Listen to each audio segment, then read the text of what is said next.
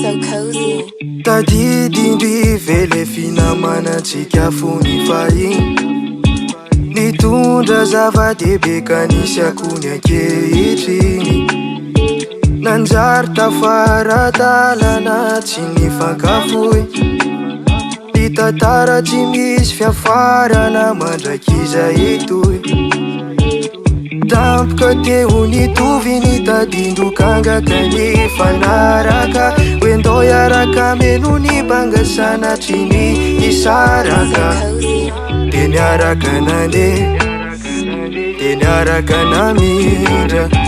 de nifampatoke namamy namangite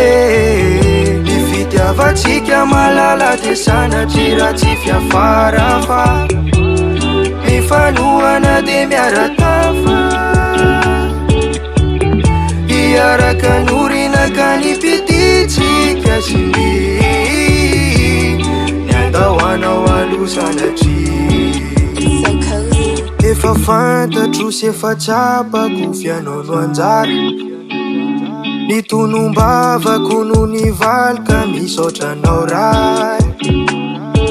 satria nomenao lay tena izy sy mendrika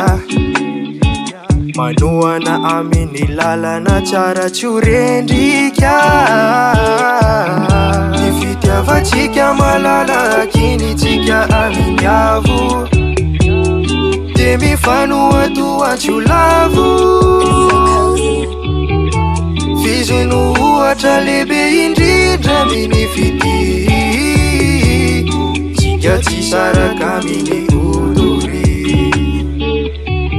ny fitiavatsika malala de sanatry raha tsy fiafara fa mifanohana de miaratafa iaraka norina ka nipititsika sindi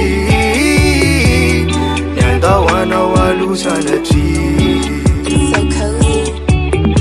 iaraka norina ka nipititsika sindi niandahoanao alo sanatry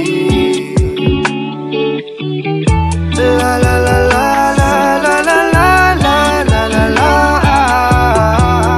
niandahoanao alo sanatry So cozy. iaraka norina ka nipititsika sindi niandahoanao alo sanatry fa iaraka norina ka nipititsika sindi niandahoanao alo sanatry